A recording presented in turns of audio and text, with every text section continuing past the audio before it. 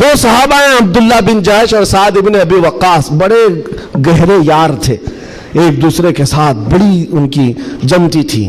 احد کے میدان میں جب حضور جا رہے تھے، جنگ کے میدان میں، یہ دونوں صحابہ بیٹھ کر کے دعا کر رہے ہیں۔ بس میں اس پر ختم کر دوں گا میرے عزیز، دونوں ساتھی ہیں، دعا کر رہے ہیں، مصلی بچھائے۔ سعد بن ابی وقاص کہتے ہیں عبداللہ بیٹھ، میں دعا کرتا ہوں، تو آمین کہنا۔ عبداللہ بن جحش کہتے ہیں ٹھیک ہے، تیری دعا کے بعد میں دعا کروں گا، تم آمین کہنا۔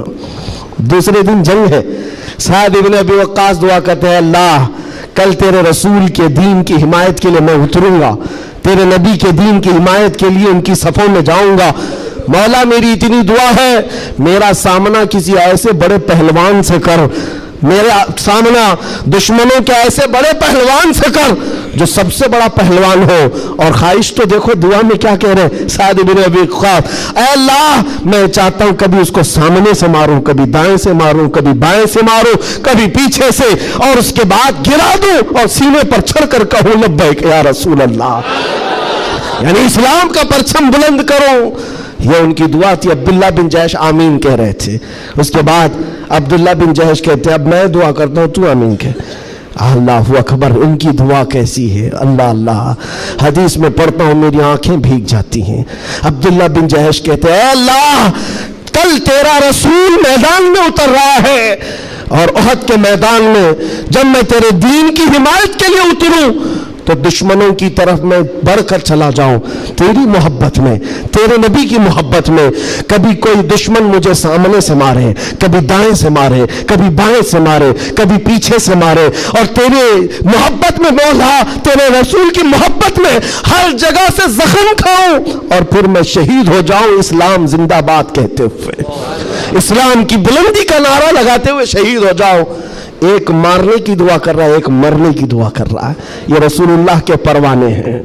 دوسرے دن میدان جنگ میں جب یہ صحابہ آئے احد کے میدان میں، میرے عزیزو دعا قبول تھی، دعا قبول تھی۔ سعد بن ابی وقاص جیسی آئے، آپ کے مقابل میں مشرکین کا وہ پہلوان آیا جس کے بارے میں کہا جاتا تھا وہ 1000 لوگوں کی تنہا طاقت رکھتا تھا، وہ مقابل میں آیا۔ سعد بن ابی وقاص کہتے ہیں میں تو کامیاب ہو گیا، مولا نے میری دعا سن لی اور بڑا پہلوان میرے سامنے بھیجا۔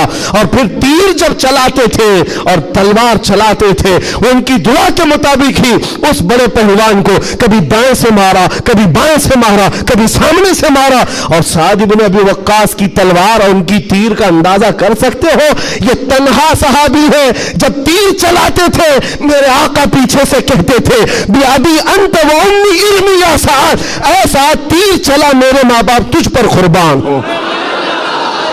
ساری دنیا کہتی یا رسول اللہ میرے ماں باپ آپ پر قربان، لیکن اللہ کا رسول کہتا ہے اے سعد تیر چلا میرے ماں باپ تجھ پر قربان۔ اب پھر تیر کی طاقت کا اندازہ کیا ہوگا، ڈھیر ہو گیا دشمن، ڈھیر ہو گیا بڑا پہلوان، سینے پر چڑھ کر کہا اسلام تھا، اسلام ہے، اسلام رہے گا۔ میرے عزیزوں اس کے بعد جب جنگ کا خاتمہ ہوا شام کے وقت، یہ جنگ شکست میں بدل گئی تھی، پہلے فتح ہوئی پھر شکست ہوئی، 70 صحابہ شہید ہوئے۔ سعد بن ابی وقاص وہ ڈھونڈتے رہے میرا جگری یار کہاں ہے، عبداللہ بن جحش کہاں ہے، اپنا جگری یار جس کے ساتھ اٹھتے بیٹھتے، جن کے ساتھ بیٹھ کر لمبی باتیں ہوتی تھی۔ ڈھونڈنے پر نکلے تو کسی نے کہا تمہارا جگری یار تو شہید ہو گیا، شہید ہو گیا۔ حضرت سعد بن ابی وقاص کے دل پر لگی بات، جس کا گہرا دوست انتقال کر جائے اس کی دنیا ادھر سے ادھر ہو جاتی ہے۔ سعد بن ابی وقاص کہتے ہیں میں دیکھنا چاہتا ہوں میرے جگری یار کو۔ ڈھونڈتے ہوئے آئے، لوگوں نے کہا عبداللہ بن جحش کو ماننا پڑے گا، ایسا لڑا کہ نرغے میں چلا گیا۔ سعد بن ابی وقاص پوچھتے کیا ہوا ان کے ساتھ؟ لوگوں نے روتے ہوئے کہا عبداللہ بن جحش کو لوگ دائیں سے بھی مار رہے تھے، بائیں سے بھی مار رہے تھے، سامنے سے بھی مار رہے تھے، پیچھے سے بھی مار رہے تھے، مارتے مارتے شہید کیا، ان کے جسم کے 80 ٹکڑے کر دیے تھے، 80 ٹکڑے۔ ان کے ٹکڑوں کو رسی میں پیرو کر کافروں نے ہار بنا کر پہن لیا۔ حضرت سعد ابن ابی وقاص قریب آتے ہیں اور جسم کے ان کے ٹکڑے زمین پر گرے ہوئے تھے، جو گرم گوشت تھا اٹھایا. سعد ابن ابی وقاص کہتے عبداللہ تو مجھے چھوڑ کر چلا گیا، لیکن کل رات ہم نے دعا کی تھی، اللہ نے میری دعا بھی قبول کی، تیری دعا بھی قبول کی. سنو اے مسلمانوں، سعد ابن ابی وقاص کہتے ہیں میں نے جو دعا کی تھی اللہ نے وہ قبول کیا، بڑا دشمن میرے سامنے لایا، اور تو نے جو دعا کی تھی اللہ نے وہ بھی قبول کیا، مگر قسم رب ذوالجلال کی اے عبداللہ میری دعا سے تیری دعا کئی درجے افضل ہے، اس لیے کہ مارنے کی بات الگ ہے، حضور کی محبت میں مر جانے کا مزہ الگ ہوتا ہے.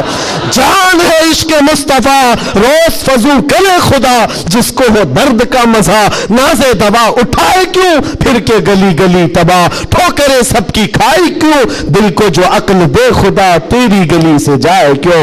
وآخر دعوانا الحمدللہ رب العالمین.